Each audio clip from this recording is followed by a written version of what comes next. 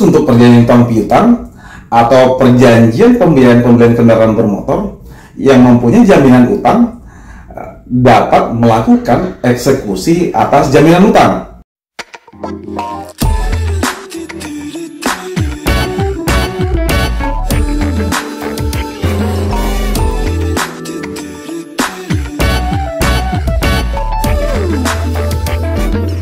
Dengan catatan, jaminan utang tersebut itu bisa dieksekusi langsung apabila sebelumnya antara para pihak tersebut sudah dipasang hak tanggungan apabila itu menyangkut tanah dan bangunan, atau fidusia apabila menyangkut perjanjian pembelian kendaraan bermotor melalui perusahaan leasing ataupun gadai.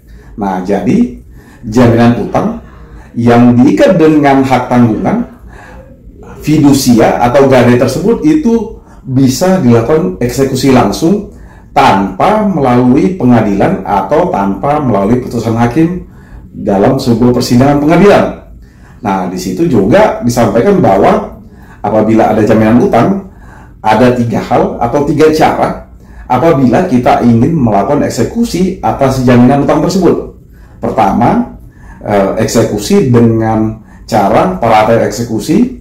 Lalu yang kedua ada fiat eksekusi, dan yang ketiga ada eksekusi di bawah tangan.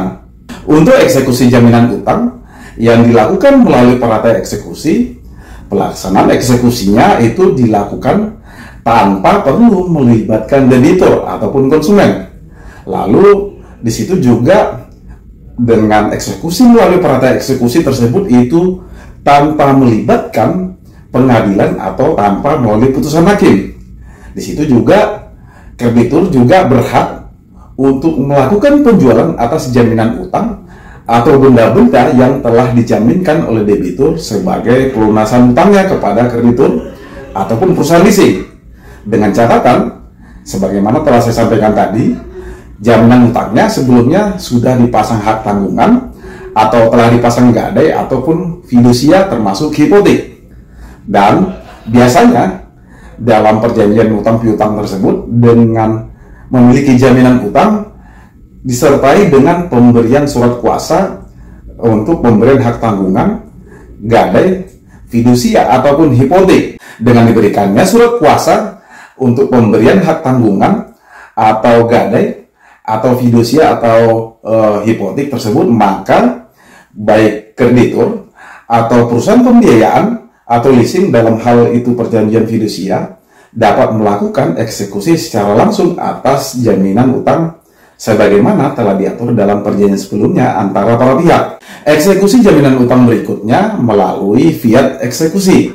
Di sini, fiat eksekusi adalah eksekusi atas jaminan utang yang dilakukan melalui penetapan pengadilan atau penetapan dari ketua pengadilan. Di sini, jika debitur atau konsumen tidak memberikan secara sukarela atas objek yang sebelumnya menjadi jaminan pembayaran utang, baik dalam bentuk hak tanggungan, gadai, fidusia atau hipotek, maka kreditur pemegang jaminan bisa mengajukan permohonan eksekusi dan lelang atas jaminan utang tersebut, sehingga nantinya hasil lelang dari jaminan utang tersebut itu dijadikan pelunasan utang kepada kreditur atau perusahaan pembiayaan atau leasing. Adapun eksekusi jaminan utang berikutnya adalah eksekusi yang dilakukan di bawah tangan. Pasal 20 ayat 2 Undang-Undang Hak Tanggungan itu menyatakan bahwa atas kesepakatan pemberi dan pemegang hak tanggungan, maka penjualan objek hak tanggungan baik itu berupa tanah dan bangunan itu dapat dilaksanakan di bawah tangan jika dengan eksekusi di bawah tangan tersebut itu dapat diperoleh harga tertinggi yang dengan catatan itu menguntungkan para pihak, baik pihak kreditor maupun pihak debitur. Jadi, apabila penjualan jaminan utang tersebut itu melalui pelelangan tetapi tidak menghasilkan harga tertinggi, maka dapat dilakukan eksekusi melalui penjualan di bawah tangan asalkan disepakati sebelumnya dalam perjanjian antara para pihak. Berdasarkan pasal 1155 KUH Perdata, di situ dinyatakan bahwa para pihak dapat melakukan penjualan di bawah tangan atas objek jaminan berupa gade jika memang sebelumnya para pihak memperjanjikan dan disepakati oleh para pihak. Sedangkan pada jaminan fidusia, penjualan di bawah tangan dapat dilakukan atas dasar kesepakatan antara pemberi dan penerima fidusia agar dapat diperoleh tertinggi dari objek fidusia yang akan dijual, dengan catatan penjualan objek fidusia melalui di bawah tangan tersebut itu menguntungkan para pihak, baik perusahaan leasing maupun konsumen.